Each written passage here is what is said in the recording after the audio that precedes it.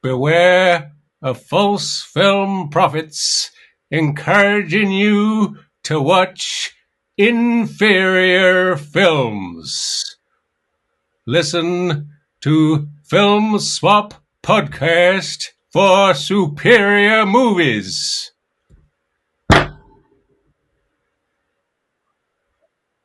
How about that?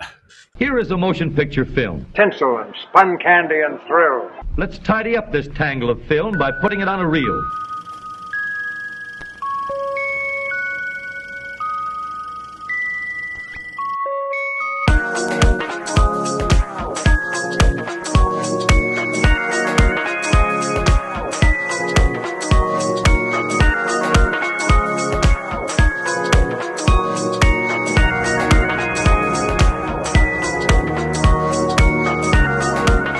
That was brilliant. That was Jonathan.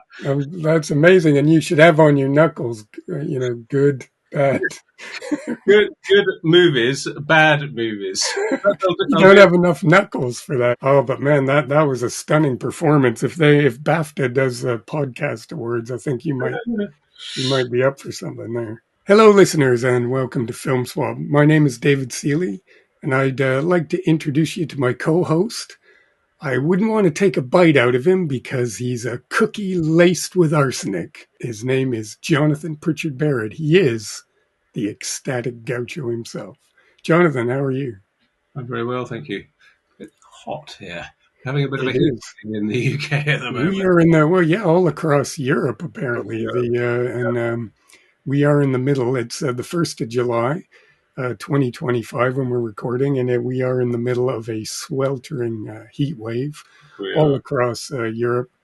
And luckily, I think we're probably getting the best of it, to be honest, because apparently in Spain and some other places, they're hitting like 45 degrees and sort of totally mental things like that. So actually, we're only, we hit a record of 33 point something today in Kent.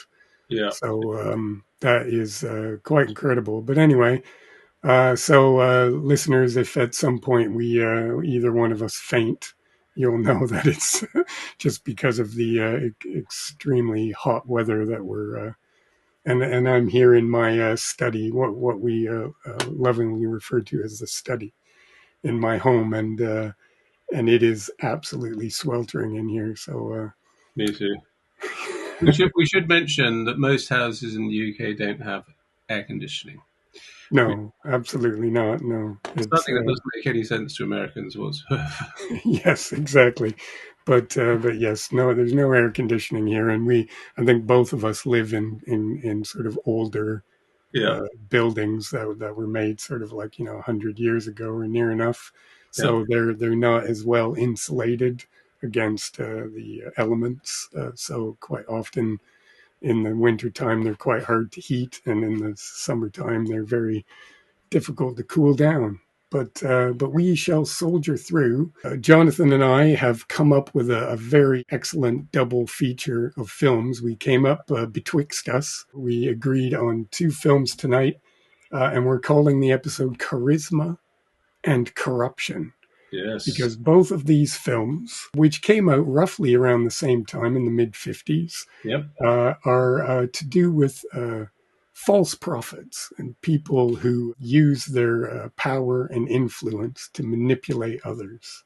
So that's kind of where our theme comes in. And the 2 films that we're talking about tonight are absolute bona fide classics of the cinema. They really are. And they both have another interesting connection in the fact that they were directed by British filmmakers who made these films in America.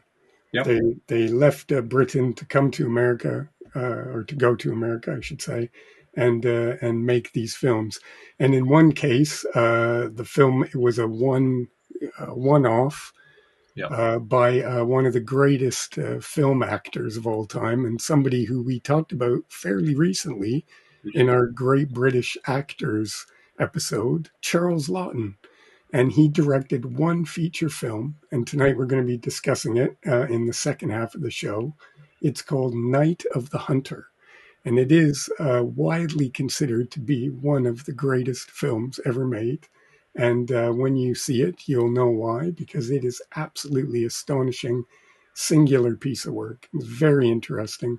And we're going to talk about it in the second half of the show.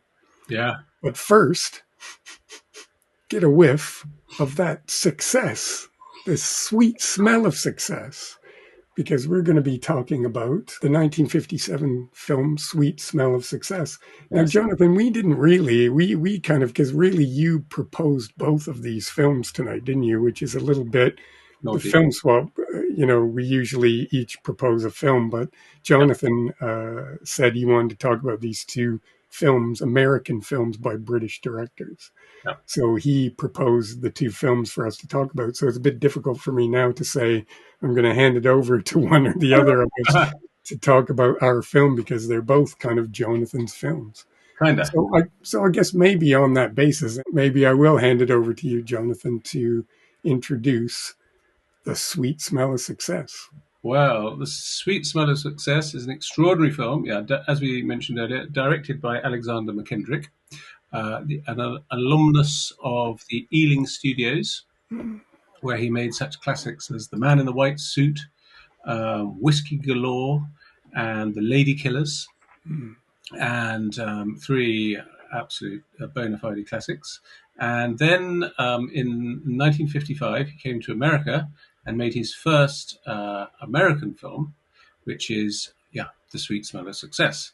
And he sort of basically started with this amazing script, an amazing cast. It's got Burt Lancaster in it, and Tony Curtis, and Susan Harrison and Martin Milner. People are not so well known, not so familiar with, but definitely Burt Lancaster. We just talked about. I think the last episode in The Leopard. So this was made, I think, sort of 6 years before that, and it's anyway. Basically, the story. It's set in New York in the mid-50s, and there's this character played by Tony Curtis. He's called Sidney Falco, and he's a press agent. So basically, what that means is he's hired by people to get their news stories in newspapers. So in order to do that, he has to have a good relationship with the sort of journalists, especially the gossip columnists. And there's basically sort of three of them, and then of those three, there's really one sort of big cheese, extremely big cheese, played by Burt Lancaster as J.J. Hunsaker, often known as just J.J. I don't know if that inspired J. Jonah Jameson in Spider-Man. Well, actually, that's an interesting. Yeah, I never thought of that. Maybe. But anyway, he's basically sort of Tony Curtis has all these sort of. He's not very successful. He's sort of like this sort of wheeler dealer type character, always trying to sort of build new relationships, trying to get his stories in, and somehow, basically, most of the gossip columnists hate him, and they think he's sort of annoying. Yeah, and sleazy. Sleazy. I mean, sleazy. You couldn't get a sleazier character. He is. I mean, that's to be honest, almost all the characters in the film are a bit sleazy, but yeah, Tony Curtis's character is particularly sleazy individual. JJ and Sydney are both super sleazy, but Sydney's sort of, at least JJ has this sort of appearance of sort of, propriety. Yes. But Sydney doesn't even make that pretense. He's all about sleaze, and he's absolutely amazing character.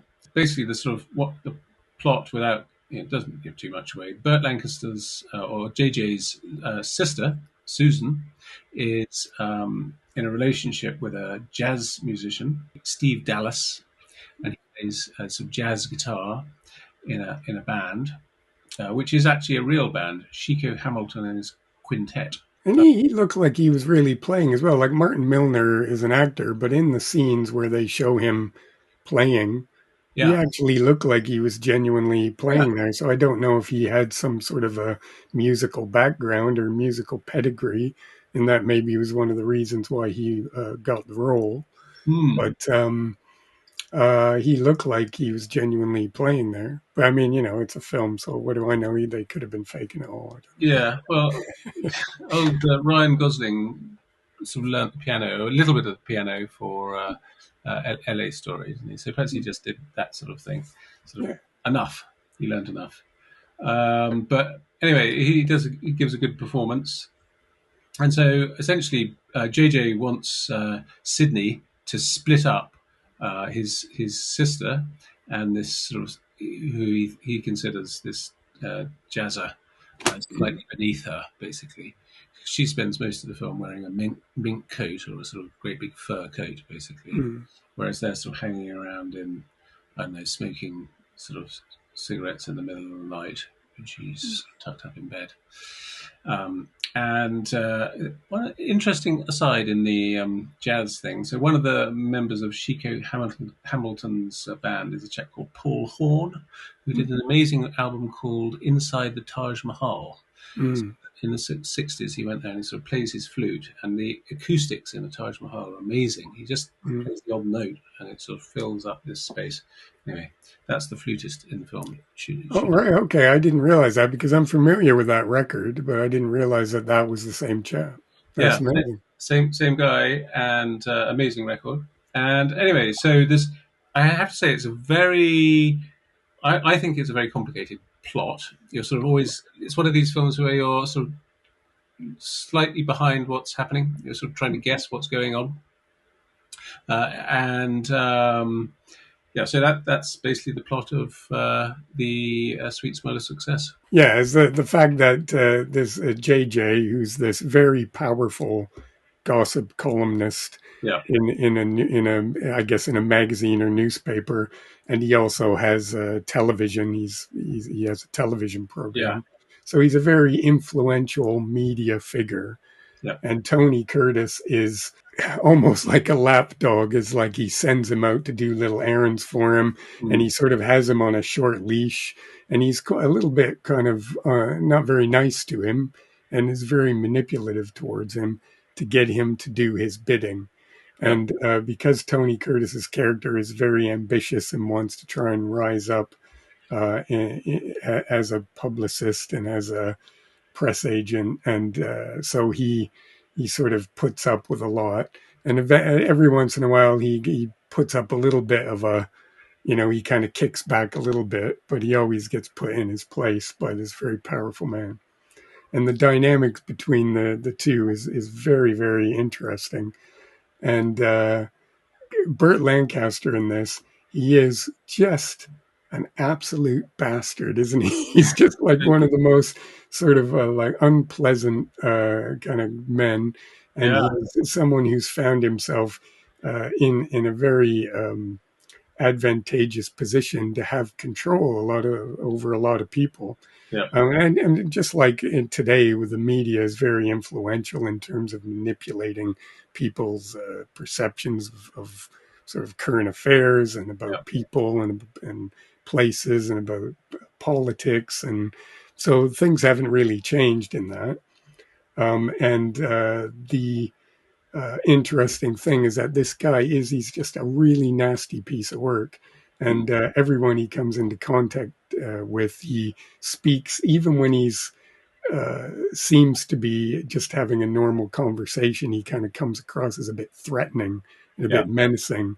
And this sort of, he exudes this, if you cross me, I'm going to crush you like a bug yeah, kind of thing. basically. He just has that aura around him. And in Burt Lancaster, absolutely just absolutely mesmerizing in every scene that he's in. Yeah, And Tony Curtis is amazing as well. It yeah, should be noted that Burt Lancaster is one of the producers on this film as well. yes, And in my research, it transpires that the director didn't really like them very much, and he actually, at a certain point, tried to avoid getting involved with them in this project. But in the end, he contractually was obligated to make a film. He had actually been engaged to make another film with Burt Lancaster, but right. that, for whatever reason, kind of fell through. So he ended up doing this one instead. They kind of handed him this one and said, Oh, "We'd like you really? to do this." So, but he did an absolutely amazing job because I think this film is just absolutely riveting. It's amazing. Yeah. I found it amazing to read that a lot of people consider this film kind of a satire, and that it's kind of meant to be more humorous. But I didn't find. I thought the film came across to me as being completely serious, and Yeah. I didn't find anything humorous to laugh about in this film at all. I thought all of it's a very cynical, Basically. very dark film about the machinations and the transactional nature. It kind of fits in a bit with the film that we talked about, Nine Queens, in our last show, Mm. about trust and treachery, it's called. But this film reminded me of that in the sense that all the characters, the relationships are completely transactional. Everyone is very aggressive and manipulative and on the make for in one way or another. Yeah. And that is what makes it a really powerful and interesting film. So I really, really, really, really enjoyed it. It was a first Yeah. time watch for me. It was one of those Okay. films that I've always sort of been meaning to watch, and um, I've just never gotten around to it. Yeah. So it was great to have the opportunity to sit down and check it out. And yeah, I just absolutely thought it was amazing. Yeah. Terrific movie. It's a very modern film.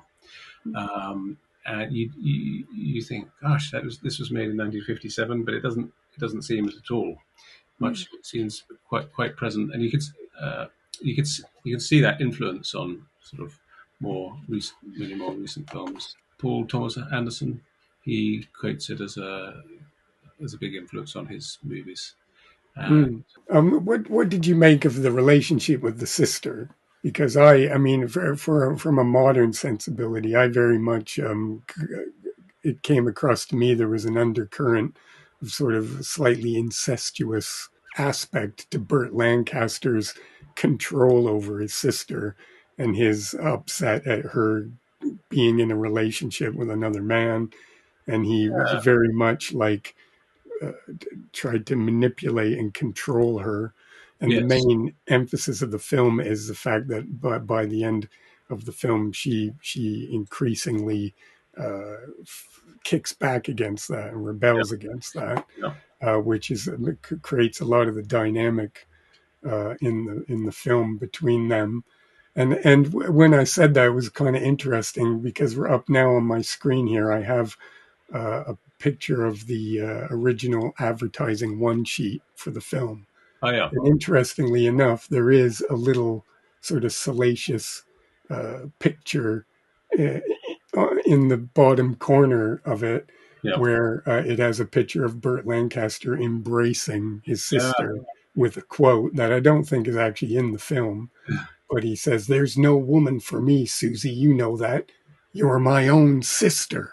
yeah, So yeah, there's even like an implication in the advertising at the time yeah, that there was a bit of a seedy undercurrent to this, to the relationship between them. yeah. So But it's what did you make definitely. of that? I guess I did see that, but I thought the thing that struck me slightly more was just first of all, it seems because we don't really know the nature of the relationship initially, it becomes clear over time. Initially, I just thought he's just being protective, a sort of protective elder brother. Then it becomes clear that he's extremely controlling, and it's basically an abusive sort of relationship, and that's something that sort of became that was one of the things that made me think this is ahead of its time. This film as well, Mm, that side of it, and yeah, I mean the men treat the women appallingly in this film, uh, yeah, all of them. yeah, that little subplot with the cigarette lady Yeah, who basically, basically Tony Curtis at one point essentially pimps her out yeah, in order to be able to get another press agent on side for him, or another columnist, I should say, in another newspaper yeah, on his side to be able to plant a story.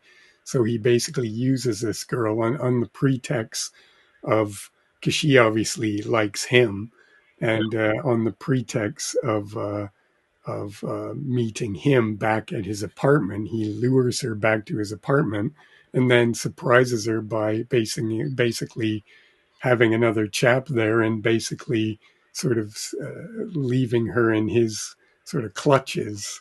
Yeah. uh, and it's quite a harrowing moment, and you just Yeah. really feel for this poor woman. And uh, and again, they're just incredibly creepy sort of characters, a lot of his mates and sort of colleagues in this Yeah. business. Definitely. And yeah, the women are very much treated. I mean, the misogyny is ramped up to very high levels in these characters and Yeah. in their view of women. Yeah. And the only person uh, who's different is, in fact, the musician Yeah. played by Martin Milner. Because now you mentioned about Martin Milner, I think, because you mentioned you weren't very familiar with him, but I No. think mainly he's most famous, I think, for television. He's been in a Oh, lot of really? sort Okay. of television shows. Right. When I was growing up, he was in a film, or not in a film, sorry, in a series called Adam 12, where Okay. he played a police officer, and they kind of went around. They got called to, disturbances and crime scenes and things, and Okay. had adventures. And I kind of remember seeing that show kind of in reruns when I was a youth. Right. And he's most famous for being in another show called Route 66, Yeah. which was kind of like a road. I don't think I've ever seen that show because it was a little bit before my time. Right. But I think it was kind of like a couple of friends on a sort of kind of a road movie kind of a series. Okay. Right. Um, and just mainly he's one of those people who just mainly popped up in his later career in sort of sort of supporting roles in TV shows, like as guest stars in TV episodes and various Yeah. series and things. Yeah. No. I mean, I think he was in a few sort of famous films, but they were probably just kind of bit parts. Right. Right. So, Right. like The Sands of Iwo Jima, he was in. Finally, Gunfight at the OK Corral. Made the same year as The Sweet Smell of Success. Also, yeah. yeah, with Burt Lancaster as well. Gunfight at the OK Corral, and he was in Compulsion, and yeah, I mean, he was in quite a few films actually. Valley of the Dolls, Right. but always I think kind of supporting roles and things like he is in Sweet Smell of Success. Right. So so yeah, he may not be as familiar a face to Yeah. film goers, especially in sort of UK and that. No, I hadn't. I Uh, hadn't heard of him before. yeah, but anyway, but he's quite good in this because he's sort of like the person in the film who's kind of the moral kind Yeah. of compass, if you will. Yes. He's in a relationship with this man, with JJ's sister, Yeah. and he's a man of integrity and honor. He's a musician, an artist. Yeah. So he's appalled by the behavior of these guys, Yeah. and he's disgusted by them, and and they try and kind of stitch him up just because he's going with his sister. They try and stitch him up and kind of ruin his career and Yeah. ruin his life. So these guys are nasty pieces of work, really. They are. They really are. Yeah. It's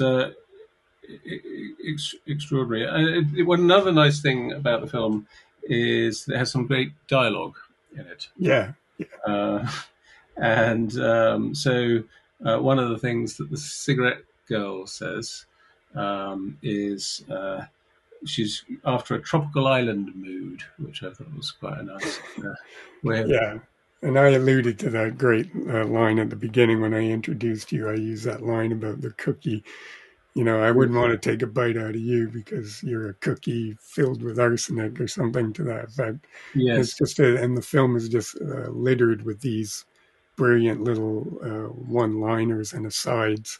Just Yeah. some absolutely brilliant dialogue, very cutting, and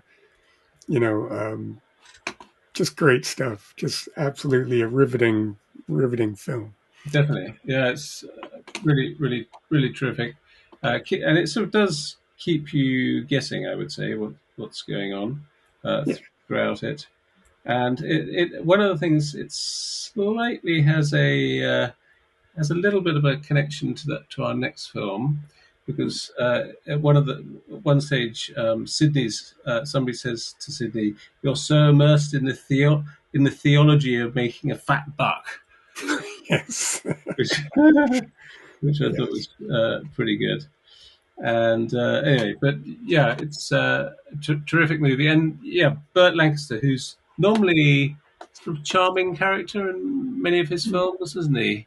I mean, He is, and in this you could almost say like when he has his moments when he needs to be, yeah, he can be very sort of charming and disarming to someone. But there is always this sense of like, there's this one scene where he's talking to an older lady at the television studio, and he's saying all the right words, like to be polite and everything, but at the same time he's kind of physically shoving her aside, and he yes, just says to somebody, "Can you just take her away and go and give her whatever she wants?" And so there is this sort of, he has this aura of just absolutely just not caring about anyone at all, yeah, that like everything for him is just that transactional sort of relationship of yeah, like, what do I need from you? And he's got the gift of the gab. He's very shrewd yeah, and very manipulative in the way that he talks to people. And like I say, there's always this sense that no matter what he says, it kind of comes across a little bit like he's threatening you, yeah, like he's basically threatening you. And so that I think just makes him quite an extraordinary character, definitely, especially for a big mainstream Hollywood star. Because even apparently Tony Curtis too wanted to do this film, right, because up to this point he'd had a reputation as just being a pretty boy in sort of romantic films and in comedies and things, yeah, and people didn't possibly take him that seriously. yeah, So he really wanted to do this film because his character is a little bit sleazier and a little bit unredemptive, and mm, willing to compromise himself to get ahead. yeah, And even at the in the moments in the film when you could see slightly bubbling under this kind of moral outrage or this sort of uneasiness with the things that are happening, he still just does it anyway, yeah, because his first priority ultimately is himself and making sure that he can get what he wants. So, exactly, yeah. And he's based on journalist JJ is based on a real journalist, Walter Winchell. yes. Is he somebody you'd sort of come across Yeah. in your? Well, obviously, certainly he's a very famous sort of figure. That was the same. He did like a gossip columnist, and he was on the radio and things. Obviously, he's a little bit before my time. I'm not Right, that old. So, but yeah, he is kind of a very famous figure around that time right, of sort of the 40s and 50s, and uh, I don't know how far back he would go, I guess, without sort of checking up on him. But yeah, he's obviously quite a famous sort of gossip columnist, yeah, and in the days of. Well, I was going to say that this is kind of a bit like this is all old days, a time when all these movie magazines and the radio hosts and things. But actually, all this kind of stuff really kind of still goes on today. We still have publicists, and it's all moved online, and it's all about sort of yeah, planting people on chat shows and in articles and in magazines, online magazines, and yeah, getting clips to go viral on the internet and all that kind of thing. yeah, But this kind of thing still, is still a yeah, reality. This publicist game of trying to promote people and build up interest, and um, and how easy it is just to break someone too. That the media, when they decide, like you remember, was it a couple of years ago, the whole Russell Brand thing, when some yeah. unnamed, unspecified person accused him of, you know, some sort of, Impropriety. impropriety of some kind. I don't really follow this stuff, so I can't really comment on it one way or the other. Yeah, But the way all the newspapers, it was almost like they all were very coordinated in their outrage all at the same time, all saying, Yeah. all coming out and saying this man's a villain. Yeah. And it just shows you how that kind of thing is done. Like you can see over the weekend, we had that guy at Glastonbury Yeah. who made comments on stage. How dare he say that starving women and children and shooting defenseless people is bad? So all the newspapers in unison are now saying, "Oh, it's so terrible! What an outrage! This man said these things on stage. Oh, it's so terrible!" And you can see it's like this all coordinated effort that they use to try and basically smear people in the media to try and bring them down because they don't like them. Yeah. And that, in the same sense, this film from the 50s is showing that same kind of, Mm. how easy it was for people in these positions who had this influence and have millions of people paying attention to what they say. And if they just keep kind of saying the same thing over and over again, how easy it is for them to manipulate and make and Yeah. break people's careers. And, so this, I think this film has some uh, relevance to Yeah. today, really. Yep. It does. Yep. Yeah, And well, yeah, it has relevance in terms of its political content and its sort of plotting and the whole sort of the way it tells the story as well, which is, yeah, I think very modern and yeah, sort of convoluted, but sort of keeps you gripped. And I think it works like a sort of contemporary thriller, I would say. yeah, yeah. Well, that's why, like I said, I was very fascinated to read people's comments that they considered this to be like more of a satire and more of like a comedy, Mm, because I just didn't find anything the least bit funny about it at all. I yeah, mean, maybe it was just the mood I was in or just the way I approached it, but I took it completely as a drama yeah. film Not a and a lot of very comedy, I would say, in it. Definitely. no, I mean, there are some, like we talked about, some of these good lines, and there's some really good, sharp bits of dialogue that might make you smile and might make you kind of go, oh, yeah, because they're very observant and sort of hit the mark. Yeah, Um, but I wouldn't say there's like, I wouldn't call this a comedy at all.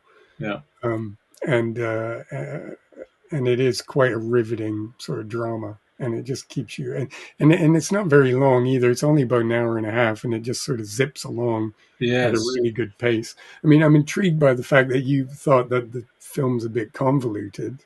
I Did you find it difficult to follow, or did you I did. find that? Yeah, I was not sure what was going on until right at the end, basically.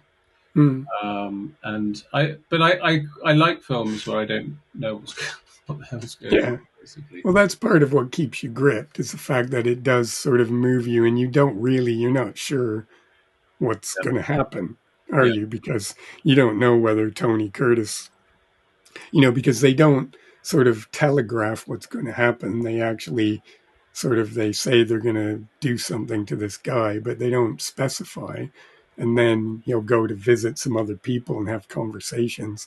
yeah. And so you don't really know what's going to happen and how people are going to do things and how people are going to react to things. Hmm. So I guess if that's what you mean, that the film sort of it sort of keeps you guessing and keeps you riveted and keeps you sort Yeah, of wondering what's going to happen.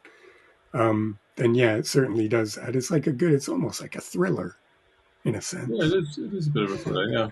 Can you see the sort of connection with Ealing comedies, and that sort of that side of Alexander Mackendrick's work? Do you think?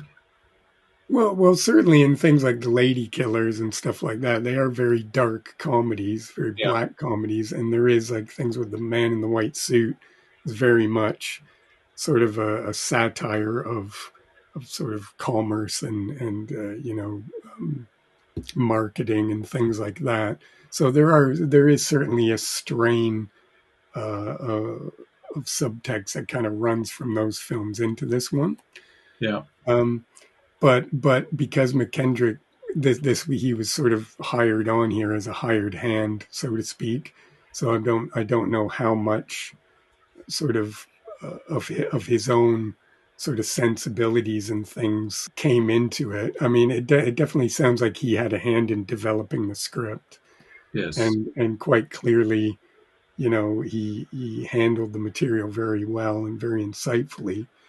Apparently, Lancaster and the other two producers that he works with, the Yeah. company, they were notoriously very sort of difficult to work with and very Oh, sort of really? hands-on in terms of how the material was developed. Right. So I don't know. I guess it's difficult to say just how much um, Mackendrick, how much influence he had over the material and stuff. But Yeah.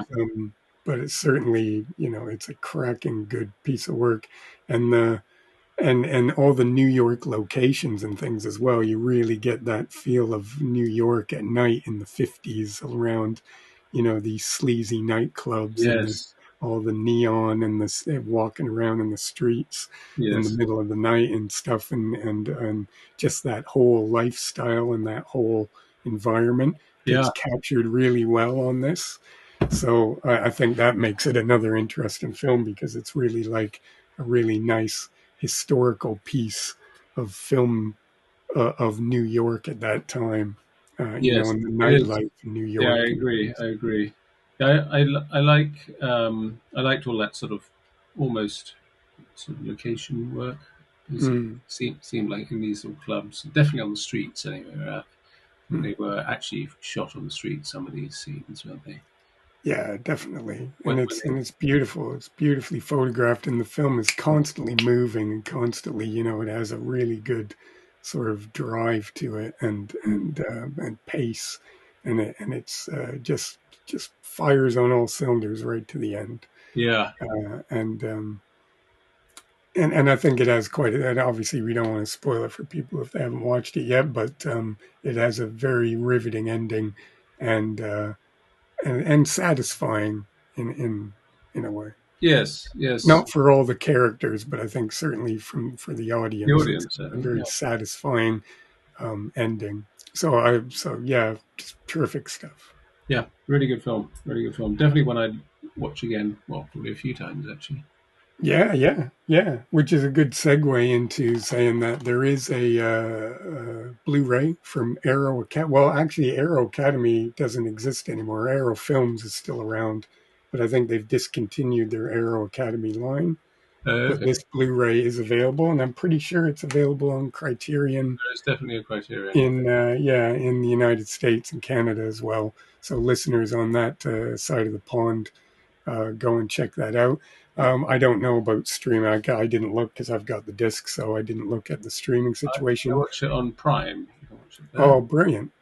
Okay, so it's available on Prime. And folks, remember, if you go to our little capsule review on our Letterbox profile, there will be information about availability of the film. So if you're interested in watching it, you can go to Film Swap Podcast, our profile on Letterboxd, and go to our review of Sweet Smell of Success, which I will post on the same day that the episode goes out. Yep. And then, whenever it is that you listen to this podcast and you decide you want to watch the film, there will be information there for you on how you can access the film. If you don't buy physical media and you use streaming platforms and things, it will tell you where you can find it. Yep. So, on that note, Jonathan, unless there was anything else you wanted to say. No, I'll probably come back to it when we're talking about our second film. But Yeah, definitely, because I think there is some interesting things that tie the two films together. definitely. So I think what we're going to do is take a short break so we can go and towel off and maybe have a quick shower and sort of More pack water. ourselves in ice Yeah. for a few minutes and cool down. And then we will come back for the second half of our Charisma and Corruption double bill, where we'll be talking about Yeah. the absolute masterpiece, the one and only film directed by the great Charles Laughton, and it's called The Night of the Hunter.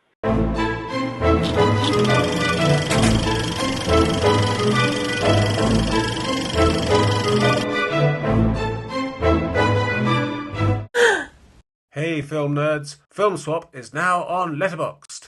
It's where you'll find capsule reviews for every film we've covered on the show, plus themed lists based on each of our episodes, and our essential cinema list featuring the films we think are absolute must-sees. You can explore the themes and dive deeper and even drop your own swaps and suggestions in the comments. Got a perfect pick for one of our themes? Tell us. Follow Film Swap on Letterboxd, hit us with your hot takes and submit your swaps.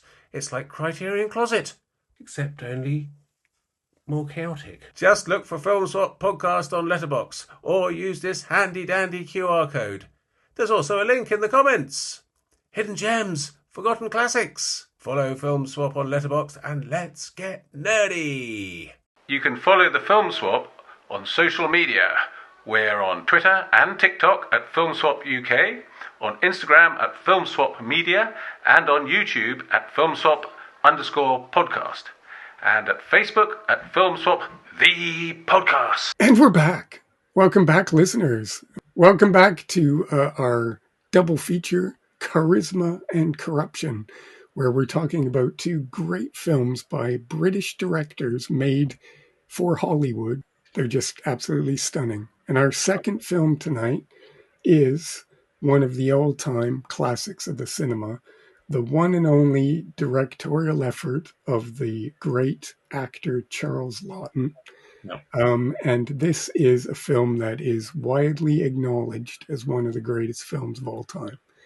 And at the time it came out, it was an absolute bomb. Nobody liked it. Nobody went to see it.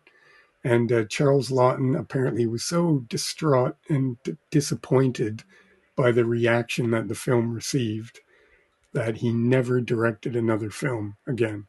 Yeah. Which is a real shame, because this film, which was misunderstood at the time, I think now everyone recognizes it as a real masterpiece, an absolutely stunning piece of work.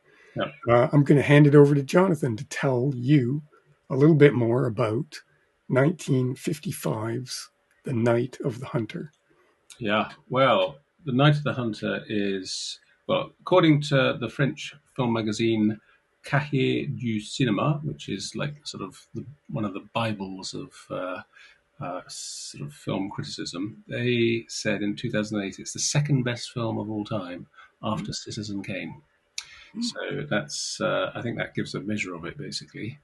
And I would say, because this is a film I'd heard of, and I'd never watched. I don't know why, but I'd never seen it until last week when I watched it for this. And it more than fulfilled all my sort of anticipation. And basically, it's directed by Charles Laughton, Yorkshireman, who's mostly an actor, and is sometimes on stage, sometimes on film. And he did quite a lot of work in the UK, but also in the United States as well. And anyway, he just made one film, which was such a bomb that he never got the opportunity to make another one. And then 6 years later, he died of a heart attack, sadly. When maybe if he'd lived a little bit longer, they might have, when the sort of the film was being reappraised, they might have given him a chance to make another film. But by that stage, he wasn't around. Yeah. Because it was, I suppose, by the late 60s, with the sort of new Hollywood, that's when people started thinking, actually, this film's absolutely marvelous. So I can understand about the reaction at the time, because aside from the fact that when you look at the advertising campaigns and stuff, it just seems like they didn't really know how to promote the film. And again, much like The Sweet Smell of Success, when you look at the one-sheet poster for the film, it again seems to emphasize sort of more of a salacious sexual sort of undercurrent to the film, because the one sheet shows a picture of Shelley Winters kneeling down and with a blurb saying, now that we're married, I won't touch you, sort of thing. So it's sort of that emphasis. The advertising seemed to want to emphasize this sort of salacious, gossipy kind of sexual aspect of the plot line. Yes. So, and I can also understand, because I've seen this film over the years. I've seen it many, many times. Right. The first time I saw it was when I was a teenager. Really? And I remember distinctly that it didn't make that good of an impression on me, Okay. because because I was younger and I wasn't maybe quite as sort of mature or intellectually mature enough to be able Yeah. to appreciate the film, and not going into it maybe not really knowing what to expect, and maybe expecting from the title or something, maybe I had, my expectations were something other than what I got.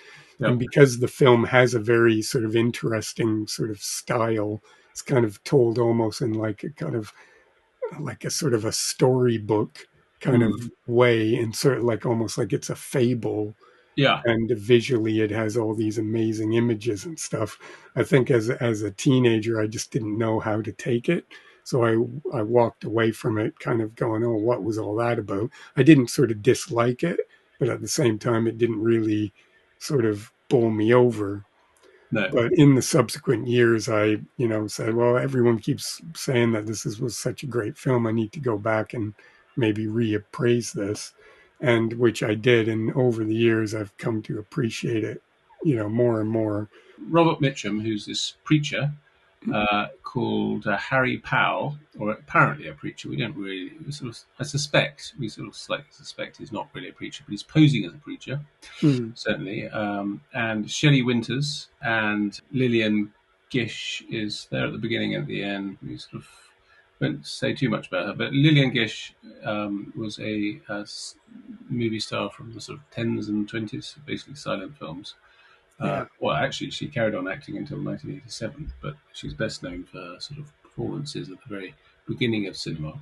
yeah. And She's so, one of the first great film stars, wasn't she? she was, Sort of one of the biggest. exactly. And so, yeah, Robert Mitchum is this preacher, and he's basically a sort of what do they call it? A lonely hearts killer. I think that's it. So he sort of spies women who are sort of vulnerable and lonely, and then basically moves in and sort of takes advantage of them. Mm, And so essentially, it's not giving much away. Right at the beginning of the film, there's this man who's just robbed a bank, and he's got this money, and he sort of hides it. And he comes back to his children and says, "Children, I've got this money. I'm going to hide it. You mustn't tell anybody where it is." And then he gets taken away by the police. Turn up, take him away, and he gets hanged. And so Robert Mitchum finds out about this and wants to come and find out where the money's hidden. So well, that's they become cellmates, don't they? they become cellmates. Yes. Yeah, because at one point Robert Mitchum in prison with Peter Graves' character, Yeah. who is the father, Yeah. who did this robbery, Yeah. and he finds out about this money because Peter Graves kind of talks to him and tells him about this money, but he doesn't tell him where it's hidden. He doesn't tell them where it's hidden. So he basically sets off to try and find out. He's got this suspicion that the wife might know. He finds out that she doesn't. And then he thinks, well, the children must know. And then they sort of basically say they do know. He tries to sort of get it out of them. Yeah, so that's really the rest of the film, him trying to find out where the money is from the children. And it is, it takes a very unexpected. I would say if you want to watch it, if you haven't seen it before, watch it first, then listen to this because it's very difficult to talk about it without giving the game away. So it's essentially got two sort of parts of or three parts of the story. The first part is in their mum's house where this guy moves in, and it's extremely threatening. Here's a really nasty piece of work, and the sort of power of that is told by the fact that he's not just threatening to adults, but he's threatening to these children. And so the first part of it's there. Then the film takes a very unexpected turn, and it basically goes onto the river. The children run away, and they get on a boat and sort of float down the river away from this guy. And the whole film sort of the tone changes as well. And it is still a little bit threatening, but it goes a bit much more sort of magical and dreamlike and fairy tale like. And then it finishes off with Lillian Gish's character, who sort of picks them up and saves them. And then the guy, Robert Mitchum, the preacher, comes and finds them there, and there's a resolution. But it's absolutely brilliant. What a film! I really enjoyed it. Robert Mitchum's character is so threatening, so Yes, just menacing and menacing. creepy. But the thing is about, and this is what ties it in and why we called it charisma and corruption, because much like Burt Lancaster's character, this is a man who is incredibly charismatic, can Yeah, come across as very charming, and but is also highly manipulative. yeah, And this, and like you said, we don't know whether he's a genuine preacher or not, but you can kind of assume that he isn't, yeah, because at various points he makes comments that imply that he's kind of worked out his own take on religion and his relationship with yeah, God and his own interpretation of the Bible. yeah. And so you kind of assume that he's just kind of a self-proclaimed preacher, but they don't really specify that. So maybe he is a It's not preacher and important. he's just uh, kind of gone a bit mental. So, so, but the thing is, so it's basically he's a serial killer, isn't he? Because he goes around and he's actually It killing is. women. He Yeah, befriends these women and then kills them and maybe yeah, robs them and things. He yeah, ends up in prison, but when he finds out about this money, he comes looking for these kids, yeah. or he comes looking for this money, I guess, initially. Yes. And so what he does is he manipulates the wife or of this of Peter Graves' character, For the bank who's robber. now a widow. Yeah, and then convinces her to marry him, Yeah, and then but it's all just so that he can get close to the kids and try and find out where the money's hidden. yeah. So yeah, Robert Mitchum is incredibly menacing, incredibly sort of creepy. It's just an extraordinary performance, Really is. and One of the apparently, things, I mean, one of the film has great dialogue again, a little bit like The Sweet Smell of Success. Not that you mind the killing. Your book is full of killing, he says to God when he's going. He's having this sort of soliloquy as he drives along the road, holding the sort of steering wheel by the struts rather than the actual wheel. The weirdest way of driving I've ever seen in a film. Yeah, very odd. And yeah, he's one of the great things about him is that on one hand he's got uh, love, and the other one he's got hate. And so he does. There's this extraordinary scene where he sort of puts them together, and their sort of love and hate are sort of fighting each other like this, with the sort of all these people sort of watching him as he gives this little sort of sermon, I guess. And that's just one of the many great scenes in the film.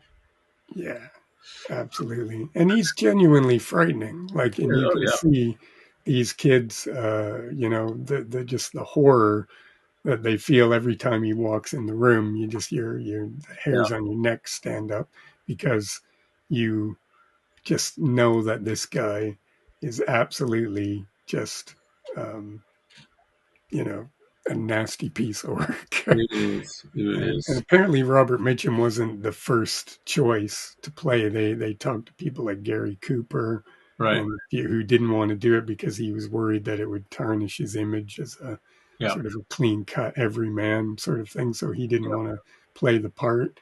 And apparently, they talked to several other sort of people first, and Robert Mitchum had to really sell himself. And apparently, I guess the story goes, the reason that Charles Laughton in the end chose Robert Mitchum is Yeah. because at one point he described the character in a rehearsal or in a casting sort of meeting or something. Right. He said the character Charles Laughton described the character as a diabolical shit, and Mitchum promptly answered, "Present." Brilliant. So apparently, on this basis, Charles Laughton, and he also thought, I guess, Robert Mitchum had a sexiness about him, like he had that sort of sexual charisma, and he thought that he said that to be a good preacher, you have to you have to be sexy or Right. something to that effect. Yeah. So these were the reasons why in the end he was convinced to go with Robert Mitchum in the role. And Yeah. I think it was a great choice because this is like one of those all-time iconic performances in film Yeah. that is absolutely he's absolutely mesmerizing and incredible piece of work, and he really just brings this guy to life. And he seemed fearless in making this guy incredibly unlikable, even in the scenes when he's supposed to be being charming, when he's talking to the townspeople or when he's trying to woo Shelley Winter's character. Even then, he still just comes across as being incredibly menacing and creepy and He is really extraordinary. malevolent, this malevolent Yeah. force of nature, and it is just absolutely incredible. Yeah. Really, really amazing. And the script, I was saying, it was really got some great lines. It's written by. It comes from a novel which had won, I think, an award a year or two before. So it was slightly based on a true story, because the character in the film, Robert Mitchum's character, is called Harry Powell, but it was based on the true story of Harry Powers. So there's only a few letters different in their two names, who actually, yeah, who sort of similar except story, except he wasn't posing as a priest, I think. But the script was written by James Agee or Agee, I'm not sure how you pronounce it, who's acknowledged as one of the great sort of writers of the early 20th century, American writers of the 20th century. He won a Pulitzer Prize for 3 years later, and he also wrote the script for The African Queen. Hmm. That's why he got the script was given the script for this film. And one of the, as well as this amazing script, the amazing performances, it has an incredible look as well, doesn't it? Hmm. And the sort of lighting is extraordinary. And I believe that Charles Laughton went to these sort of archives and looked at these old nitrate prints of the sort of silent films, Hmm. sort of took notes, and Yeah. so you can And they see, just have that glowing quality, that really bright, high contrast, really beautiful yeah, sort of black and white photography that's in some of those old silent films when they get them off those old nitrate prints. Obviously, nitrate, you remember from our discussion with Julia Vollmuller about nitrate is highly dangerous, flammable yeah, material, combustible. But when you get a really nice print, they just glow. They're so vivid and just have this incredible image quality. yeah, And I yeah. guess that's a little bit about what they were trying to capture in this film. Yeah, and I mean, there's a few scenes which sort of convey this, especially the sort of lighting. There's one bit where the preacher is in a room. He's about to do something dreadful, and there's a light shining down on him. Not quite sure why, because there's the lights, the windows behind him.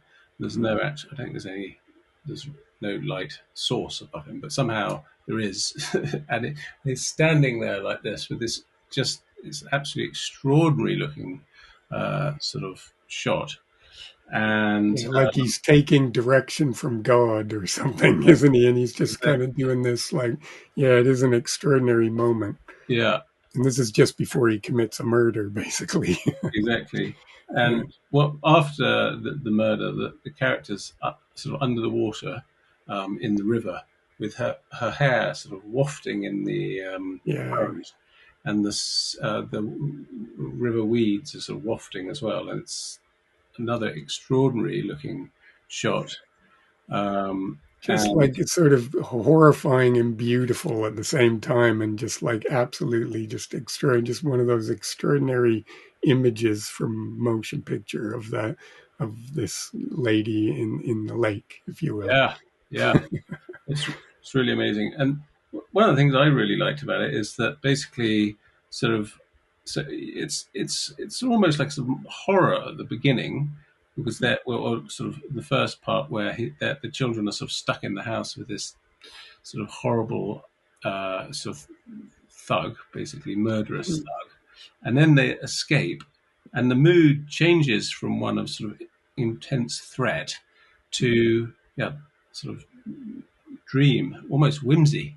And there's all these sort of nursery rhymes that are sort of being sung, and there's these sort of, you can see all these animals by the side of the river, and it slightly brings to mind Huckleberry Finn and sort of Tom Sawyer and their journey down the Mississippi.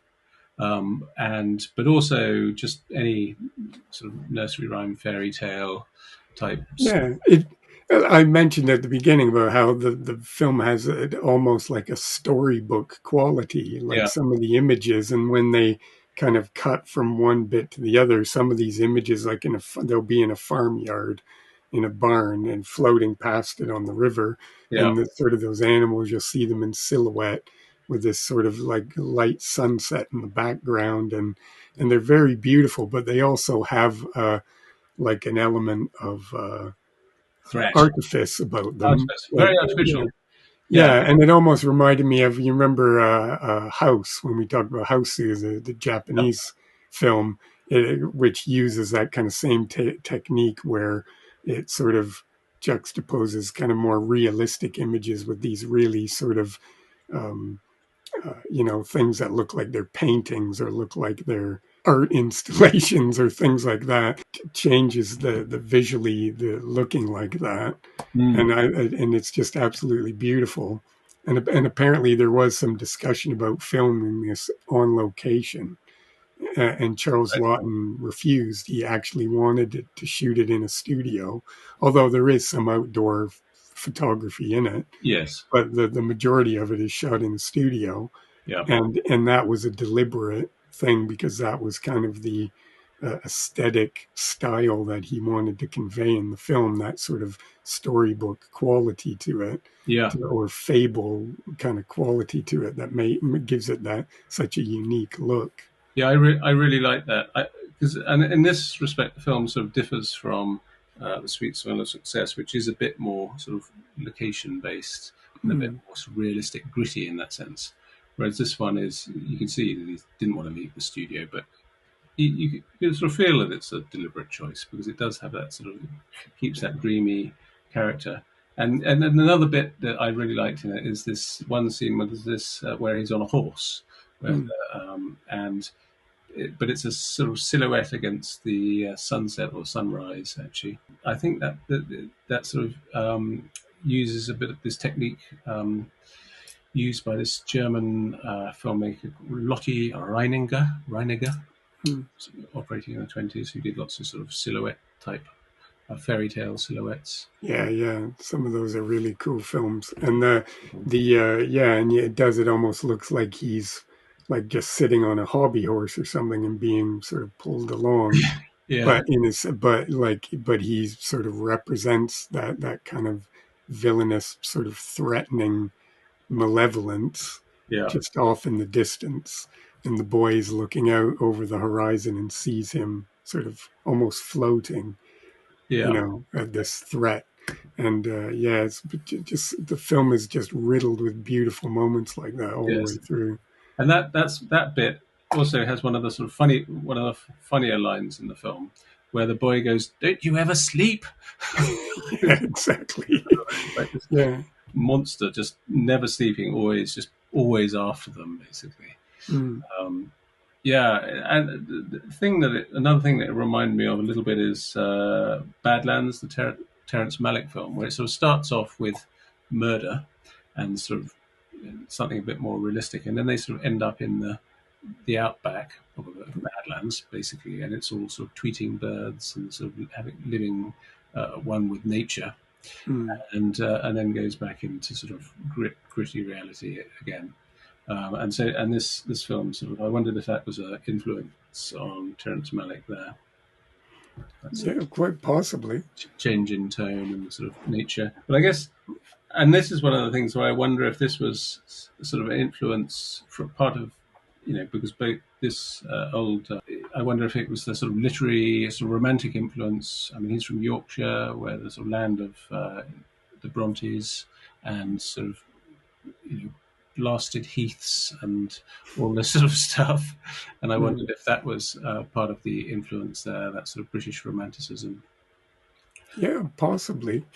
And there's definitely, much like Sweet Smell of Success, there is the character that Robert Mitchum plays very much represents sort of the hypocrisy of sort of religious dogma and authority figures and things like that. So the two films tie together like that. But one thing, like I mentioned when we started the discussion, that came across to me this time Yeah. watching the film was just about the resilience of these children Yes. through all this sort of trauma and grief that they experience because they lose their father at the beginning and then they lose their mother and Yeah. then they are sort of continuously sort of set upon by this very malevolent man who wants to, who doesn't care about them and wants to just get something from them and then would presumably just kill them. Yeah. And then they have to leave home to escape. And then they go through a period of deprivation where they don't really have access to any food and Yeah. things like that. So there is a lot of grief and trauma that these children experience. Yeah. Yet when they get taken in by Lillian Gish's character, she kind of represents, I mean, she is a person of authority, but she also is genuine in her desire to help Yeah. these children and she, like, her whole character just basically for no real reason, she just takes in stray children, doesn't Yeah. she? He So does. when she finds these two kids, she just says, "Oh, come on, kids, you're coming with me. Let's get you cleaned up and get you fed." Yeah. And there's this incredibly moving moment when the boy is sitting out on the porch with her, and she says, "Oh, why don't you go fetch an apple and we'll talk?" And there's this incredibly moving point because all through the film, this boy has to be very strong, and he has to, he doesn't want to give his secret away, and he's trying to protect his sister, and he's, loses his parents, and he has to remain very strong and stoic through all this stuff. But Yeah. there is this incredibly moving moment when he's talking to Lillian Gish, and he just tries to take her hand. And it's in that one moment he's just trying to get that little bit of comfort, Mm. Mm. in after all these weeks or months or however long it is that Yeah. he's had all this sort of real trauma. Yeah. And it's just an incredibly moving, sort of poignant moment that I really, it really hit me watching it the other Yeah. Well, once day. you got children, I think that sort of Yeah, makes it absolutely. more powerful. I mean, and there's that bit where they wake up in the morning, and they're all, well, the girls are all sort of behind a window in the house, but their faces are perfectly framed by a sort of pane, each by different panes of the window, Mm, and the boy is sort of sleeping on her sort of knees.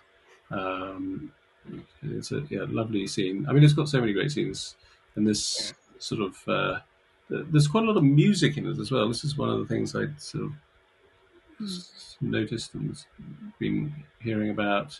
That, yeah, there's just lots of music. Somebody said it's almost even you could almost say it's a musical because it's mm. just got so many different songs in it. Lots of sort of hymns and nursery rhymes and Yeah, yeah. yeah. There's this extraordinary bit where she's singing a hymn and then the preacher joins in, or is it the other way around? Yeah, he's kind of sitting outside, sort of waiting for her to fall asleep so he can come in to get at the children. Yeah. And she's sitting there, like, trying to keep awake and holding a shotgun Yes. to, in case he tries to come in. And they actually sing a duet. Yes. Amazing. And it is just this incredible moment where he's singing outside, and when he sings, it has that sort of malevolent, sort of menacing quality. Yeah. but then she starts to sing with him, Yeah. and they basically sing in unison. And it's kind of like this, it sounds very beautiful on the surface, but it's also kind of like this battle of good and evil Yeah. Yeah. that they're doing with their voices, and it's subtle. Like when I say that, it sounds like it's they make a meal of it, but they don't. It's all very subtle Very and simple. very quietly realized, and very powerful. Just an incredible moment. Yeah. Yeah. Um, It's terrific. One question had for you. What do you think about the ending? Well, I mean, again, I found it quite moving, and your point about when you're. I mean, we have families, we have kids, and when I mentioned before, when I first saw this film as a teenager, I maybe had a little bit more difficulty engaging with it or Yeah. getting everything out of it, and that was probably just to do with life experience and of you know, not being able to fully interpret the Yeah. meaning of everything or having enough experience in my own self to be able to read for everything in the film to register Yeah. the subtleties and the different aspects of the characters and things that now as an adult obviously I can appreciate the things on that level. Yeah. So it is, an interesting point about how you can sometimes, because I have that all the time where I revisit films that maybe I Yeah. saw when I was younger and they didn't make as much of an impression on me. Yeah. And when I revisit them now, they really, I go, oh, wow, that Yeah. was really amazing, or that really hit home, or that was really effective. Yeah. Yeah. But it's when you revisit a good book or a good film or things at different points in your life, you get different things out of them because of Definitely. your life experience and the different things that you can take away from it. Yeah. So I think this is one of these films that you could watch over and over again at different points of your life. But to go back to your question, I think the ending was quite profound and very beautiful because when she says children abide, don't Yes. they? Yes. They are resilient. And it's absolutely true that kids, when they go through difficult times Yeah.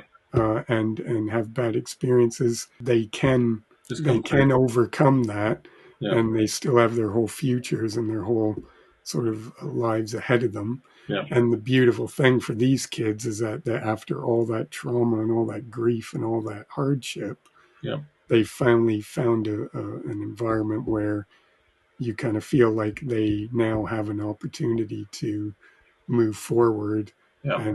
and have better lives. So I found the ending quite moving and quite effective for me. Yeah. Um, Yeah. I found it. I liked it, but well, basically, the sort of bit about the courtroom scene and the sort of mm, lynching or lynch mob. yes, That it was. I sort of got it, but it slightly overcomplicated the story a little bit to me.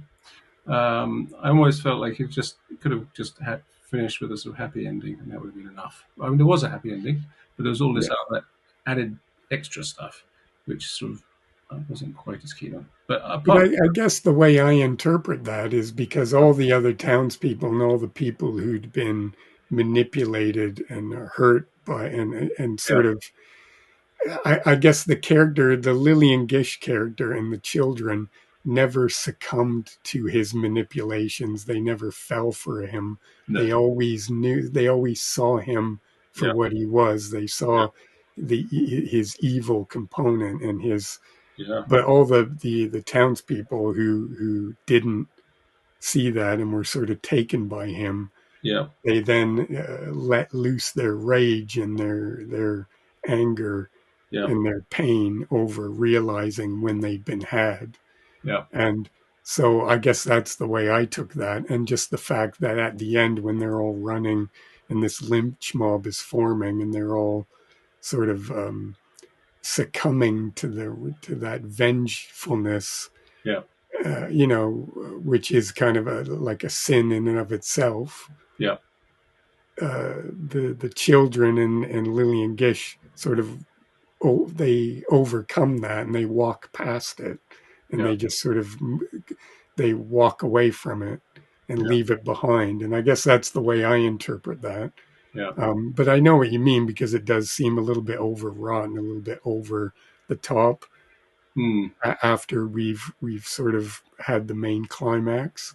So Yeah. I get what you're saying, but I Yeah. guess that's the way I interpret it. Is Yeah, that that makes sense. I quite like that actually. yeah? When I reading the case of the real Harry Powers rather than Harry Powell, the real sort of inspiration behind the story. Apparently, there was a lynch mob tried to get him then, All so I right. think that may have sort of fed into it. But I mean, I guess that's Okay, so there was an aspect of the actual real story there yeah, that they were following as exactly, well. exactly. But it's interesting to know that this is based somewhat on a true story Yeah, because the film does have that fable storybook kind of feeling to it, it and does. that stylistically that to then realize that it's actually based on real events Yeah, is quite extraordinary. Actually, that makes it even the more extraordinary. it I'll does. have to because I've never have. I'll have to go back and look at that real story and read up about that and Yeah. find out about that because I don't know anything about it at all. Yeah, well, I think this story is sort of well, it doesn't involve the children escaping on a river and stuff like that, and the guy isn't a preacher. It's a bit more sort of squalid, really, the original Mm. sort of the true story. But yeah, it's interesting to know. Definitely, I mean, like the first film was inspired by a real sort of journalist, so there's elements of reality in there. Okay. Well, yeah, I'll definitely maybe after we're done recording, I'll go back and read up a little bit on the Mm. real story because I never got a chance to. And Yeah, I guess, like I say, I guess I did. There's a bit of disassociation there for me because of the films, the stylistically, the aesthetics of the film don't make it feel like it's a real story. It just definitely feels not. more like it's a Definitely not. like a fable. Completely But agree. absolutely fascinating. Terrific. Fascinating stuff. And like I say, I've probably seen this film, I don't know, over the years as maybe like, I mean, I don't know. I haven't counted, I haven't kept track. But I've probably seen it, sort of 8, 9, 10 times or Right. whatever Yeah. over the years. Yeah. And I was lucky enough to see it once in the cinema. I saw it Okay. projected many years ago. And it's just an extraordinary film. I absolutely love it. It is. We've gone a bit long tonight, but I think because we're talking about two really great classic films, I guess Yeah. um, it's difficult to kind of contain our enthusiasm when talking about them. So thank you, listeners, for sticking with us. If we've gone a bit long, Yeah. but I do think with podcasts, there is always a pause button. You can always break us up over 2 nights or 2 days or whatever if you Yeah. find that if you're finding that the show's a bit too long to take in one sitting. Definitely. But we'd love to hear from you too. Please, by all means, come to us and let us know what you think about the films, about The Night of the Hunter, and about Sweet Smell of Success, and Burt Lancaster, and Martin Milner, and Robert Mitchum, and Charles Laughton, and all that. We'd love to hear from you, and we'd love to hear too about your suggestions for films that might go with these as uh, uh, charismatic and corrupt individuals, and sort of thematically about how if you can think of some other films that might go nicely and fit in with our little double feature here. Yes. So by all means, drop us a line and make sure that you follow and subscribe to the show, depending on where you find us, because that really helps us out and helps other people find us as well. So by all means, leave us a comment or send us a message or like and share. Share it with 800 or 900 of your favorite friends and relatives as well. Send a link to the show and tell other people about it so they can find these great films. Can I finish with a little lesson for our listeners? Oh, please. So we've got good movies and bad movies, and they're fighting. They're going to fight it out. And hopefully the good ones are going to win. Brilliant! That is fantastic. I think you missed your calling with the acting. I really do. Or preaching, maybe. Or preaching, absolutely, maybe. And you know what? Maybe it's not too late. I mean, you're not. So that was brilliant, and I loved your little opening bit as well that people will have got at the beginning of the show because it's absolutely brilliant.